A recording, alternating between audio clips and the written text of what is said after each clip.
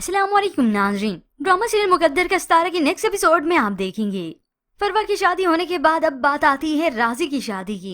तो उसने यही फैसला किया कि वो घर दामाद नहीं बनेगा।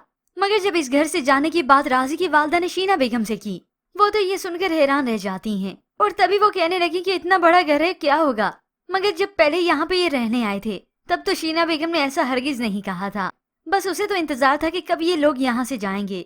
मगर अब बात अपनी बेटी की जो आ गई और उसके आराम और सुकून की जो आ गई। खैर राजी ने भी कह दिया किसी और से शादी हो जाती तब यहाँ पे रह जाते, मगर अब नहीं। अच्छा नताशा और राजी यहाँ से जाएंगे तो ही तो कोई बात बनेगी।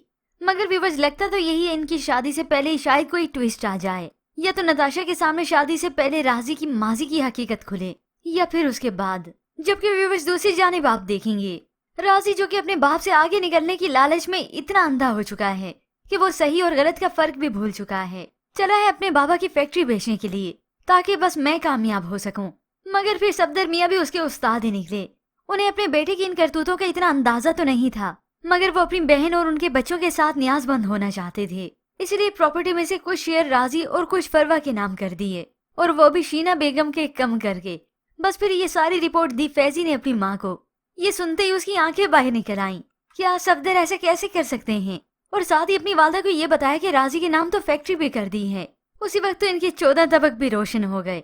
शुक्र है सफदर मियाँ ने ये कदम उठा लिया, वरना राजी ने तो काम पूरा कर दिया था।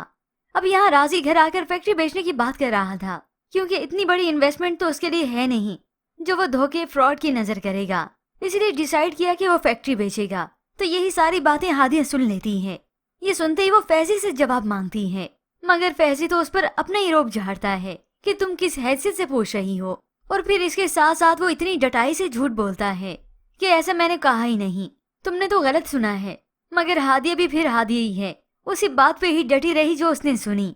होप्स अब यही सारी बातें हादिया को सफदर मियाँ को जरूर बतानी चाहिए ताकि वो अपने बेटे पर नजर रखें, वरना फिर उनका नुकसान तो होके ही रहना है।